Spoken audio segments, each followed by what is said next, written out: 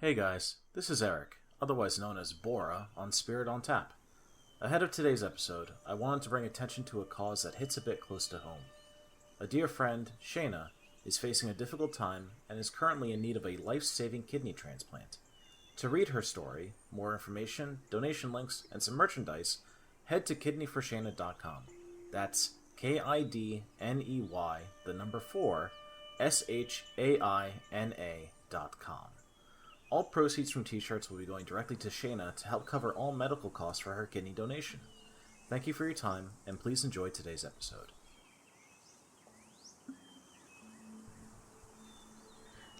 Alright, so getting on with our summary. So previously on Spirit on Tap, the group had made it safely to Almok's estate. You guys got settled in, had your long rest. Carl got the lay of the land by chatting to a couple birds and just kind of figuring out what was going on in this area. You caught up with one of Almok's, I guess his secretary, a wonderful old furbog named Chunso, who kind of informed you that someone had come by asking for Almok's help, but Almok had turned him away. You guys had rested for the night, just did a quick catch up, and you have been invited to have breakfast with Almok. So now we are going to start with you guys being invited to breakfast with Almok, invited to sit down.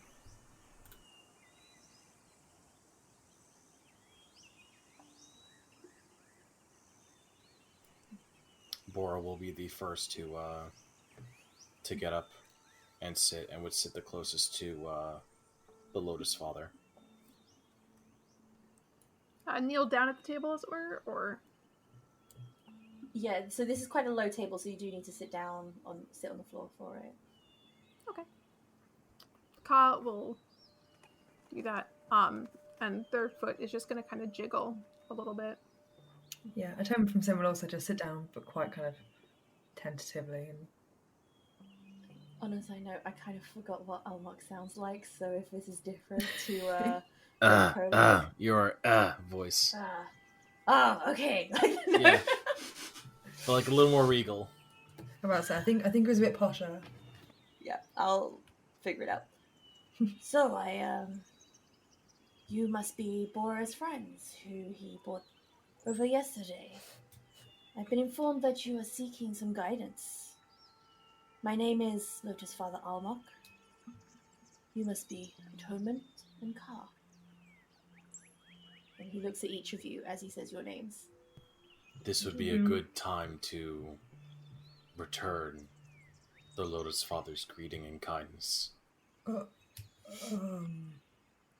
will say with that, Carl, with your slightly higher perception, you see the Lotus Father like glancing at Bora, and like the edges of his mouth kind of move upwards a little bit, almost like an amused smile. How many seconds is this gonna go on for before Bora goes, anyway? I mean, Ka was going to jump in, like, kind of oh, right. Thank you for your hospitality. I believe Atonement from Sin I've been following her, so. Yeah, Atonement will just bow her head, probably not as like deeply as Bora wanted her to, but still bows and is like, yes, I was sent here looking for information, and I was told that you were the person to look for, and I have been told very high praise of you from Bora here, so thank you for housing us last night and for meeting with us today. It is always a pleasure to host a member of the Dawn Lotus. A true member. And you see him kind of nodding his head, like very, almost like a respectful nod in your direction. Yes, this is my first time really encountering the Dawn Lotus, so thank you for making it such a pleasurable one. So, I have been informed that you are looking for a particular individual that made his way here. A few weeks ago, Arbora was out of the country doing some errands. I believe so. I'm not entirely sure if you've met him or not, but I was just given information that you may have some kind of knowledge of his whereabouts. Would you be able to describe this individual so I can ensure that I have the correct individual in mind? Yes, feel free to enter this out. I'm going to get up my notes so I remember how much I wrote about him. Yes, I have not seen him for some years, but he was a taller gentleman, pale skin, long dark hair. He used to wear a fabric like mine, but I don't think he would be wearing that anymore. I'm pretty sure he wouldn't be.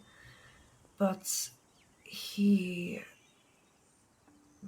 as I said, I have not seen him in some time. He's probably in his early 40s-ish. That is the best description that I have of him for now. Yes, he does sound like someone who came by a few weeks ago. He goes by the name of Poe, and he came looking for information about a temple. A temple? Old temple that I believe has been lost to time. But he thought if he could get access to the royal archives, that he may be able to find the location. Do you happen to know who this temple was dedicated to? Let me roll to see if he knows. I rolled a 19. Nice. Yes, I believe that the temple belonged to Yujar and Jin. There are rumors around that there was quite a large temple complex hidden amongst the mountains, but fell a long time ago.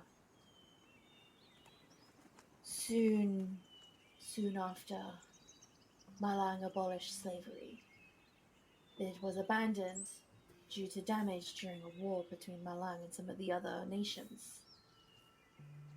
It is said that you can get there by river, but I believe from what Poe was telling me that he was looking for a map to make things a little bit easier to find. There are rumors that this temple is actually the home of the great black dragons that rule this land, but it's only a rumor.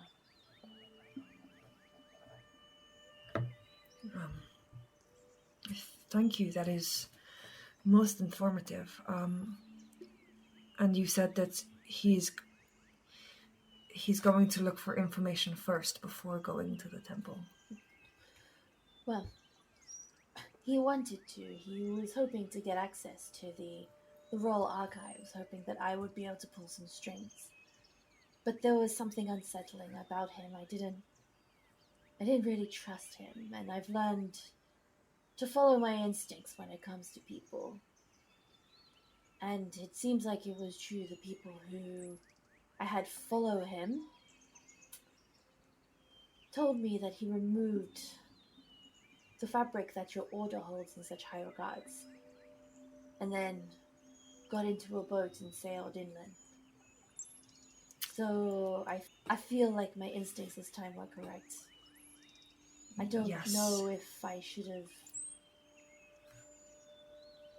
followed through on his request, but there was something about him that told me that I just shouldn't let him into the royal complex to get access to the archives. It seems that your instincts were correct. He is not a member of our order, so that would not have been very wise on your behalf. It seems that you did the correct thing, and I I thank you very deeply for that. I wouldn't normally share this information so freely, but if Bora has brought you here, then I feel like I can trust you. It's at the mention of Bora's name that he's going to perk up at that for a moment. Excuse me, Lotus Father, for interrupting you, but I do have a question. Atonement from sin. This individual that you're chasing, this, I guess, betrayer of your order, what exactly is this person trying to perform that he may go to the temples of the Ancient Ones? Is he trying to bring forth some level of calamity or something like that? I'm not entirely sure. We received a vision from our god Ujar. Ujar is a very fair god, and he will only take those who deserve or whose time it is to be taken. He would not take people's lives too early for no reason. In this vision that we all saw, it was the most disturbing one. He had taken a number of lives of innocents, of people that Ujar would never have chosen to take. And we have to either stop him before this happens, or avenge those who were unlawfully taken. I can't imagine that by going to this temple that Ujar would help him. I don't know. I don't really know much about this temple. I've never been there. I didn't even know it existed. So I'm not sure yet. And Bora will nod his head and then turn to the Lotus Father. Lotus Father, I have a proposal for you. If Atonement from Sin and Ka continue to assist me in the task that you've given me to find out what's going on with Master Chul, his resources, and ultimately squandering his plans, will you in turn allow me to assist Atonement from Sin in investigating this temple? For I feel that just as much as an interest to her and her needs and will of the god, it is equally a matter of interest and security for yourself and the empire you've built in Malang. Will you allow me that? He considers it for a moment. I would like you to roll a persuasion check with advantage, please. Not a particularly high DC, but let's just double check. Ooh, 19. He gives you a nod. Like, yes, I think I can arrange that. However, if you wish to help and you would like my help in return, I would recommend that you find somewhere else to stay. It would look somewhat suspicious if you are being followed and you're coming in and out of my estates. The three of you should find new accommodations. And in return, once you find out who is behind this Chul and what he wants, I will see if I can get you access to the Royal Archives. I have a few favors I can pull up at the palace to get you access. Ka would just like to lean in and say, do you happen to know whose ship he chartered? He got on a boat from a local fisherman, one that I'm not particularly familiar with. if he offered money to this fisherman, it could have been more than he could make just by fishing. The amount of fish in the bay right now has been declining quite rapidly over the years, and it's hard to make money. He didn't charter a ship from anyone of note, really. Of course. No one of note. Well done. I will say, if you want to, you can roll an insight check to see if he is actually, like, trying to hide anything. I will do that.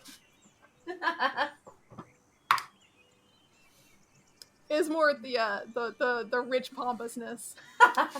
But it is an 18. Yeah, you think he's telling the truth, like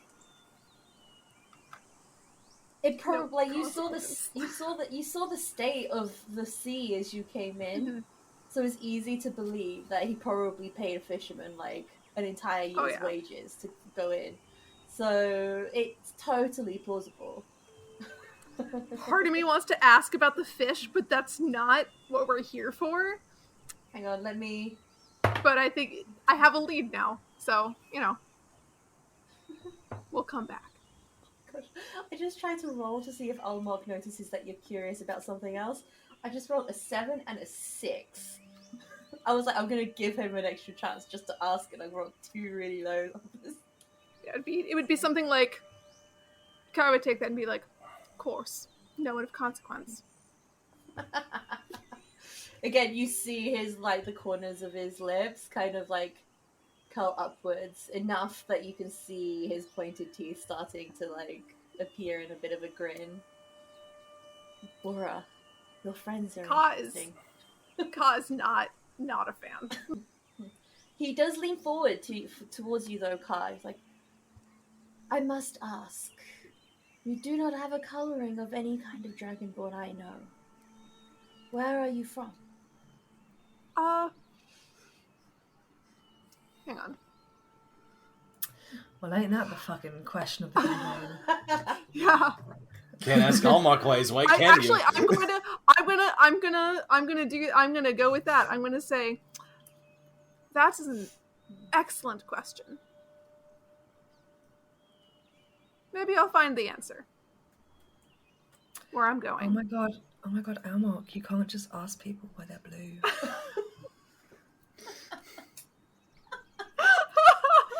And on Wednesdays, our Furbolg is pink. Oh, boo! Jesus. Oh my god, I love. Oh my god, I love your eye cloth. Where did you get it? How many Mean Girls references can we make? That is the ugliest effing blindfold I've ever seen. That's probably a good point to cut it off for right now and just like try to roll into the next conversation for the next episode. Anyway, if you are able to do this task for me, I will show you the burn book. Oh, for fuck's sake! That's what's in the archives. That's what Poe was up the whole time. No. The thing is, Anna. The burn book sounds just ominous enough to fit into this world. I might actually make it real. Oh my god, you can't actually make it the burn book. Surely not. Except you it's a open it book. and it's just like, the Almok Father is a fat biatch. But, well, no, you open it, and it insults you with vicious mockery. Oh, I love that idea. Okay, we've got a new magical item for you to find. But as you say, we'll find out. Almok's grin gets even bigger. This would be such a good one shot. Like, I can't even. Oh my god.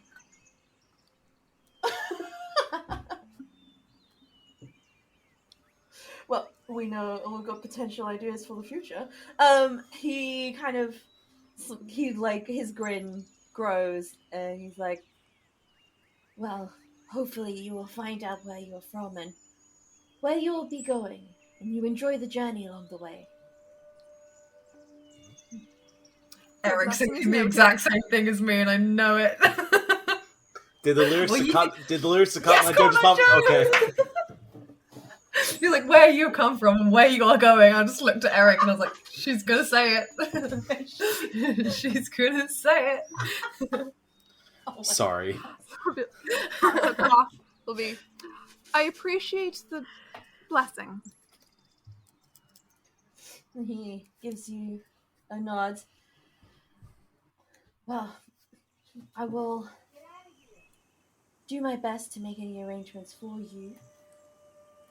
Bora, you have some money to help you get going, but if you need any extra money for your accommodations, just let us know and we'll be more than happy to pay for it while you're here. But I do ask all of you, please, if you do need to hurt my operations, please give me a heads up so that I can account for any potential loss.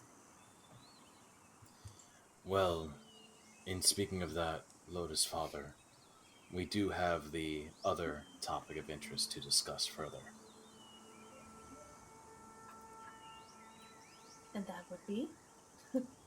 Like, he looks like he knows, but he's like kind of urging you on.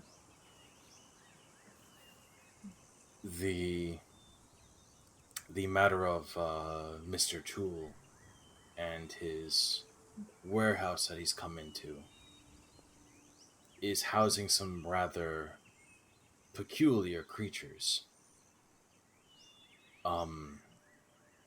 And they were able to dissolve metal with some sort of secretion they could create. I've never run into such a creature before. I don't know if you have, but it appears that Mr. Chul has aligned himself with some rather unique individuals with ties either to other lands or simply with exotic creatures. And if there are more of them that may potentially pop up, it could pose a risk and issue to your holdings and the stability that you've created in this country. Well, it is up to you to find this out for me. From my understandings, and one of my spies did follow you to this warehouse. We did some digging around, and it looks like this was a legitimate transaction. The previous owners are some merchants that have fallen upon some hard times, and it was sell the warehouses or go into servitude. So I believe this is what has happened. The merchants are known mostly for importing exotic goods. On the surface, it looks like they import food, but it would appear with this run-in that you had that they might be dealing in something a little bit less edible than food. Do you have a name of who their benefactor might be? For this family, the merchants, they are of no consequence. But it would appear that this money that Shul handed over to the merchants was a considerable sum, which we still haven't been able to trace. We would need to get access to some of the gold that was exchanged. We would need to get access to some of the gold that was exchanged to be able to analyze where it was from and what coins are being used. But we haven't been able to do that yet. I think it would be easier to get Shul's confidence, find out who he's working with in Malan, and then find out who he's working with outside of Malan. I think if we deal with our immediate problems first, and if it does look like it could potentially lead to war, we can make a judgment call and inform the Emperor. But first, I think it would be prudent to get the evidence first, before we cause any tensions between the Emperor and his allies. As you wish, Master Almok. Well, Atonement, Ka, do you agree to the offer that's been laid before you? Simply help us out in what we are trying to uncover, and in turn and time, you will receive a favor in return for your services. For you, atonement, I will accompany you to this temple that the false practicer of the dawn has gone to, and for you, Ka, a favor yet to be determined.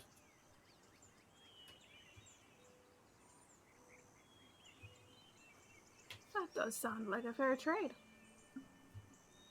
I think that sounds quite reasonable.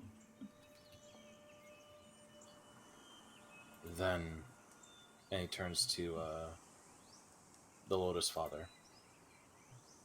If you'll excuse us, Lotus Father, I believe it is time that we continued our investigation in your honor. He kind of holds his hand up to like kind of pause you and to stop you from like removing. Well, first, eat up. Help yourself to the breakfast that has been prepared for you, and then you may go. My guards have said that they haven't caught any spies from Mr. Jewel yet, but you never know. But I prefer if you had a full stomach when you get going. Thank you. With that, he kind of shuffles away. He does pick up a cup of tea as he gets up, and he gives you all a nod, and you do briefly see him like kind of a slight flick of his tongue coming out of his mouth before he kind of slowly pads out of the room, and he kind of summons the tiefling to follow him. And you guys have all this food. So you kind of look down, and there are a few dishes of like fermented foods, a couple like smaller bowls of fruit, and some steamed pumpkins and stuff. And you've got congee and a few extra bits and pieces that you can put into congee, and separate bowls for you to put the congee into. In case you guys are not sure, congee is sort of like a rice kind of pudding soup thing.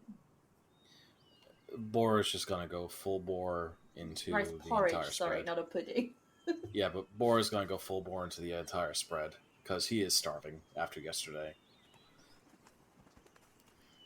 Ka is going to also tuck in. I mean, Atonement from Sin's not overly hungry, but sure. Why not? I could eat. Yeah, exactly. She wasn't starving on a boat for 4 days, and she wasn't nearly killed by rust monsters, so she's pretty decent. She survived it. It's all Yeah. good. So yeah, as you guys eat, you towards the end of your meal, you do see this fairly tall female high elf come into the room, and she has very, very dark hair, which is kind of like sort of braided and knotted on the back of her head, and she's wearing a very plain looking light blue chest high skirt with a wide sleeved shirt of like very slightly off white, and again she's got a dark blue lotus embroidered into her shirt. But you also notice that she's got some hair accessories of jeweled lotuses in her hair. She's fairly pale, kind of like the sort of pale where she hasn't spent much time in the sun, and you can tell she spends most of her life indoors. And she comes over and looks at you all. You can't really figure out her age. Elves age slowly, so you're just like, I don't know, she could be anything between 40 and like 400 for all you know. And she comes over, she's like, Master Bora, Lady Atonement, and Master Ka, I have been sent to see if you need anything before you are sent on your next mission. My name is Lady Amai. I am Master Almok's assistant. It's I-M-A-I. Oh, I think I already gave you that. Is going to do a bow and say, thank you. Actually, and pull out their broken abacus This abacus. And say, I seem to have had a bit of an accident and am missing some of my beads. Do you happen to know if there are any about, or if not, where I could find some replacements? If you feel confident to leave your abacus with me, I could get it repaired and delivered to wherever you wish, wherever you will be staying next. If not, I can send someone to you who would be able to repair your abacus. If you don't mind, I'll leave it with you. And I'm going to take about 5 of the beads off, just in case. And also say, I have only just one request, that the abacus stones be stones and not glass or shells or some other substitute. Of course, we can get that arranged very easily. I should hopefully be able to deliver it to you in the next day or so. And she takes it off you very carefully. Yeah. Quartz, jade. So I can use quartz or jade, or don't use quartz or jade? Oh, any of those, anything like that. Okay, cool. Or just boring pebbles. But it'd be cooler if it was quartz or jade, but that's Ginny saying that, not Ka. Okay, no I feel like Ka more or less figures that Almok cares enough about his image that he'll probably use something nice in there, but he doesn't want to press it. Whereas Ginny's just just bring it. Make it pretty. Just lapis lazuli, put it in there. Oh, and You're gonna get and if you you're have gonna any... get the Tiffany's edition of an abacus. And if you could also acquire some spares just in case this happens again, of the beads, that would be fantastic. With that, you see Imai raises an eyebrow, or all right, but she does. It's a rough world out there. She does take it, and she holds it very carefully in her arms. Do you have an idea of where you will be staying? If not, I can use one of our people to find out. But if you wouldn't mind, I would like to suggest... Oh my gosh, where is this? If you don't mind, I would like to suggest possibly an area in the Merchants' Quarter which would be less suspicious than most of the other places that normally our people would frequent. I have found that during my travels that people are kind enough to give me free lodging, so that should hopefully not be too much of an ask. Well, if you do need It is my first time in the city, or at least first in a very long time, so I trust your judgment. Or Boris. I would recommend the Sailor's Rest. It's along the coastline of the Merchants' Quarter. It's quite well known for sailors. It's a cheap guest house, but it's clean, and it is quite common for travelers to visit. We do not want you to be staying anywhere particularly fancy, just in case. It might raise some suspicions. I guess it would make a lot of sense for us to stay where travelers are staying. As you know me, I'm amenable to just about anything that's not a cold, dark cellar, so I'll stay where directed. If there is nothing else, I will see to the repair of your abacus. Much appreciated. And with that, she sort of almost swoops her skirts around her and sort of makes her way out. And she almost seems like she's gliding a little bit, but you guys, I would say Ka, with such a high passive perception, you can hear her footsteps. She's just very small footsteps to make it look like she's gliding across the floor. Are there any breakfast pastries? Not really. That's not really a kind of thing that we would really have for breakfasts, but you can request them. Or any sort of grain-based? Not on the table stuff for in the front birds. of you. Okay. Not on the table in front, but I mean, you can give some of the congee if you really, really wanted to, but you can also just request some stuff if you needed. No. I'm okay. If if there was, I would take it, but I'm not going to go looking for it. Okay. Convenience. Yeah. So you guys are more than welcome to disappear off and into the town. But I will leave it there for this episode. And we can continue your explorations in the next session. As you go back into Malang and into the rain. Bora's favorite thing. So with that, I think we will end it there and we will continue this next session. Thank you everyone for listening to our podcast today.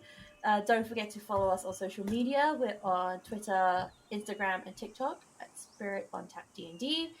We've also got our website, spiritontapdnd.com, or you can follow us all individually. I am on Twitter at AnnaS100. Ginny? I am on Twitter and Instagram at Ms. Ginny Liz, or Twitch at Ginny Liz, or twitch.tv/Ginny Liz.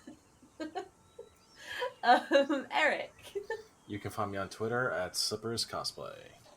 And Helen. You can find me on Twitter at It's Songbird or on Instagram as Songbird Cosplay. And with that, we will see you all, I guess, speak to you all next session. Thank you for listening. Bye. Bye! Bye!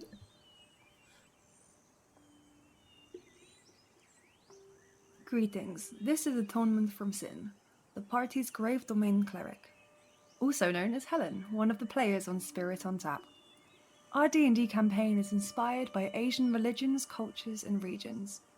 Feel free to follow us on Twitter, Instagram, and TikTok at Spirit on Tap D&D. Thanks for listening, and we hope to see you soon.